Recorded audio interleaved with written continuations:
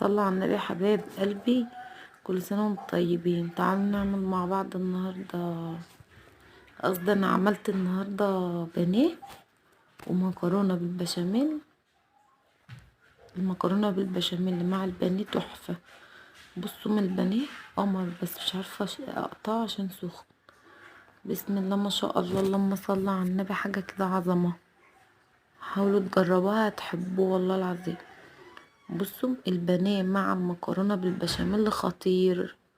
بصوا الخرطة، لما صلى على النبي، سخنة لسه مطلعاها من الفرن.